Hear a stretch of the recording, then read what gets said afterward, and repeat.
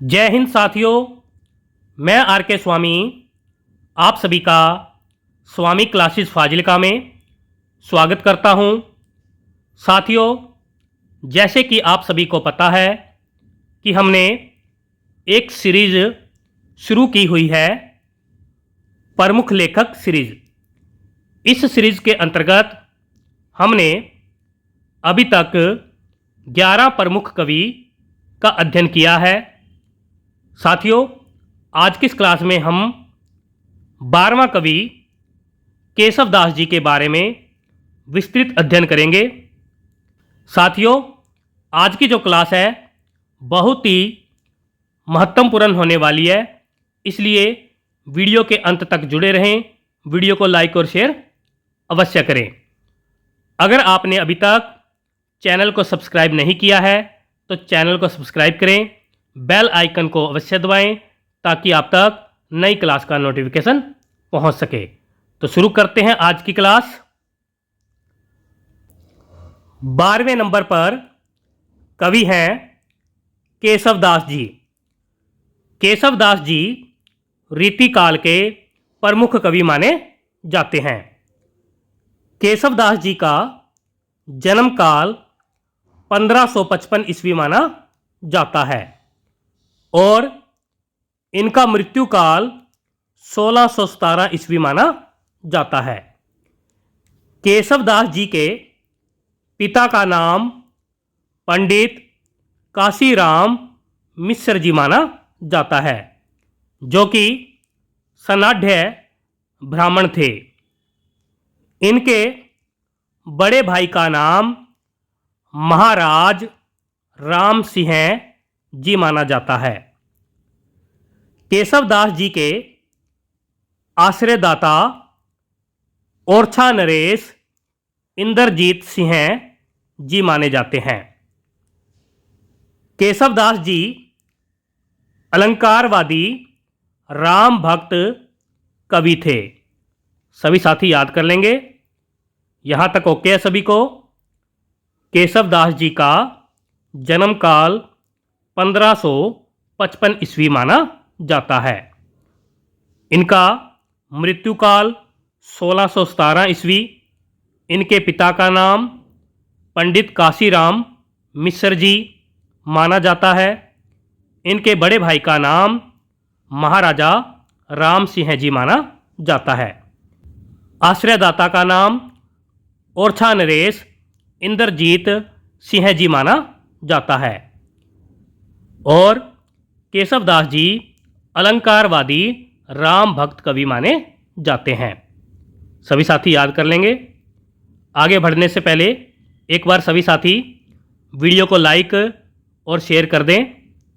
साथियों, ज़्यादा से ज़्यादा वीडियो को शेयर करो और चैनल के साथ नए साथियों को भी ज़्यादा से ज़्यादा जोड़ो ताकि वो भी इन वीडियो का लाभ उठा सके।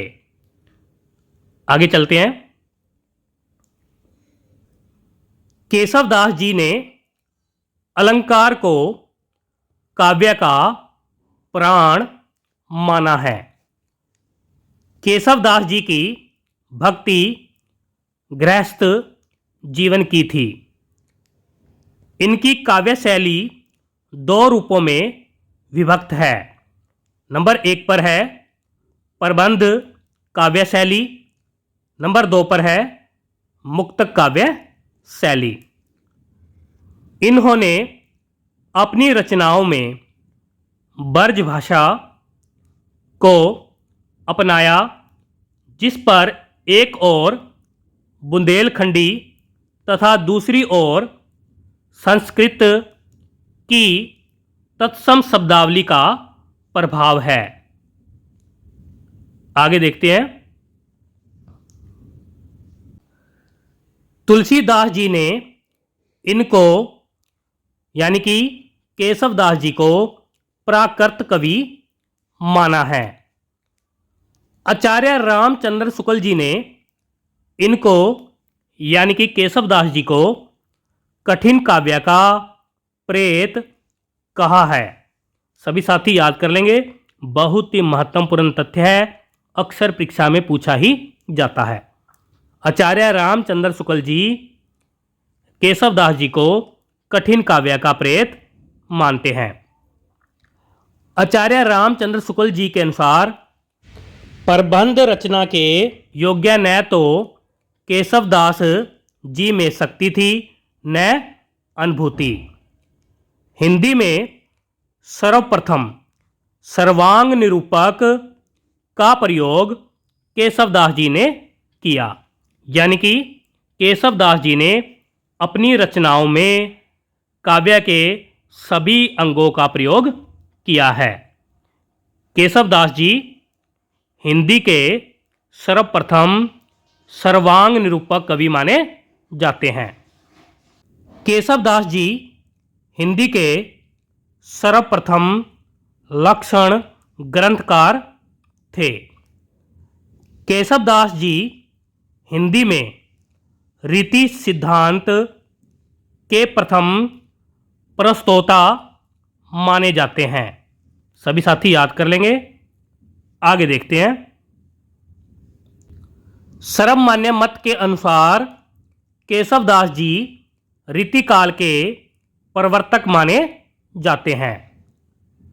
डॉक्टर बच्चन सिंह जी ने केशवदास जी को संस्कृत का क्लासिक पंडित कहा है। आगे देखते हैं। रसों का विवेचन करते हुए केशवदास जी के द्वारा विषाद एवं आधि नामक दो नए संचारी भाव प्रतिपादित किए गए हैं। आचार्य शुक्ल जी के अनुसार केशवदास जी को कवि हृदय नहीं मिला। उनमें वह सहृदयता और भावुकता न थी जो एक कवि में होनी चाहिए। आचार्य शुक्ल जी के अनुसार केशवदास जी केवल उक्ति वैचित्र और शब्द क्रीड़ा के प्रेमी थे। सभी साथी याद कर लेंगे। आगे देखते हैं। केशवदास जी की प्रमुख रचनाएं। नंबर 1 पर है रसिक प्रिया, जिसका रचना काल है 1591 ईस्वी। यह एक लक्षण ग्रंथ है। नंबर 2 पर है कवि प्रिया, जिसका रचना काल है 1601 ईस्वी। नंबर 3 पर है रामचंद्रिका, जिसका रचना काल है 1601 ईस्वी। नंबर 4 पर है विज्ञान गीता, जिसका रचना काल है 1601 ईस्वी। नंबर 5 पर है रतन बावनी, जिसका रचना काल 1607 ईस्वी माना जाता है। नंबर 6 पर है छंदमाला, 2 भाग इसके मिलते हैं।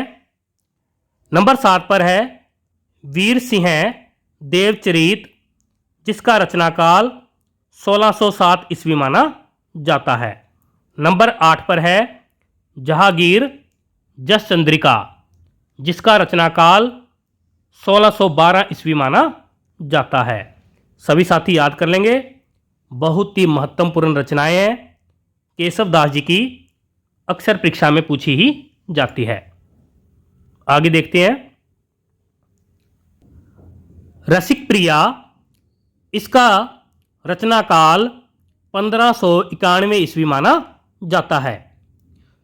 यह केशवदास जी द्वारा रचित प्रथम रचना मानी जाती है। इसका विभाजन 16 प्रकाशों में किया गया है। इसमें रस एवं नायिका भेद का वर्णन हुआ है। इस ग्रंथ के 13 प्रकाशों में श्रृंगार रस का, 14वें प्रकाश में अन्य रसों का, 15वें प्रकाश में वृत्तियों का और 16वें प्रकाश में काव्य दोषों का वर्णन किया गया है। केशवदास जी के सच्चे कवि रूप के दर्शन इसमें होते हैं, यानी कि रसिक प्रिया में होते हैं। आगे देखते हैं। रसिक प्रिया का आधार ग्रंथ श्रृंगार तिलक है। यह रस संबंधित लक्षण ग्रंथ माना जाता है। सभी साथी याद कर लेंगे। आगे देखते हैं। कवि प्रिया, इसका रचना काल 1601 ईस्वी माना जाता है। इस ग्रंथ में अलंकारों का विवेचन हुआ है। यह हिंदी की प्रथम काव्य शास्त्रीय रचना मानी जाती है। आगे देखते हैं। इसका विभाजन, यानी कि कवि प्रिया रचना का विभाजन 16 प्रभावों में हुआ है। इसमें अलंकारों को सर्वाधिक महत्व दिया गया है। कवि प्रिया में 18 काव्य दोषों का उल्लेख भी है। यह कवि शिक्षा से संबंधित रचना है। इसकी रचना केशवदास जी ने अपने आश्रयदाता राजा इंद्रजीत सिंह की पतिव्रता गणिका राय प्रवीण को काव्य शिक्षा देने के उद्देश्य से की थी। सभी साथी याद कर लेंगे। आगे देखते हैं। रामचंद्रिका, इसका रचना काल 1601 ईस्वी माना जाता है। रामचंद्रिका में राम कथा का प्रबंधात्मक वर्णन हुआ है। इसका विभाजन 39 प्रकाशों में किया गया है। रामचंद्रिका पर प्रसन्न राघव, हनुमान नाटक, अनर्ध राघव, कदम्बरी, निषध आदि का प्रभाव पड़ा है। रामचंद्रिका रीतिकालीन संवाद योजना की सर्वोच्च रचना मानी जाती है। डॉक्टर राम स्वरूप चतुर्वेदी जी ने छंदों की विविधता के कारण रामचंद्रिका को छंदों का अजायब घर कहा है। सभी साथी याद कर लेंगे। डॉक्टर राम स्वरूप चतुर्वेदी जी ने छंदों की विविधता के कारण रामचंद्रिका को छंदों का अजायब घर कहा है। आगे देखते हैं। केशवदास जी को संवाद योजना में सर्वाधिक सफलता रामचंद्रिका से ही मिली है। केशवदास जी ने इसकी रचना एक रात में की थी। इसका विषय रामकथा एवं उद्देश्य राम का गुणगान करना है। केशवदास जी ने रामचरितमानस की प्रतिस्पर्धा में रामचंद्रिका की रचना की थी। सभी साथी याद कर लेंगे। आगे देखते हैं। विज्ञान गीता, इसका रचना काल 1601 ईस्वी माना जाता है। विज्ञान गीता रचना संस्कृत साहित्य में कृष्ण कवि जी द्वारा रचित प्रबोध चंद्रोदय नाटक पर आधारित है। इसमें प्रत्येक शैली द्वारा आध्यात्मिक विषय को प्रस्तुत किया गया है। आगे देखते हैं। केशवदास जी ने विज्ञान गीता में भक्ति और ज्ञान के काव्यों का निरूपण किया है। इसमें काव्यात्मक शैली में दार्शनिक सिद्धांतों का भी निरूपण किया गया है। विज्ञान गीता शांत रस प्रधान रचना है। सभी साथी याद कर लेंगे। आगे देखते हैं। रतन बावनी, इसका रचना काल 1607 ईस्वी माना जाता है। यह केशवदास जी का वीर गाथात्मक काव्य माना जाता है। इसमें राजा वीर सिंह जी और राजा रतन सेन जी की वीरता का वर्णन हुआ है।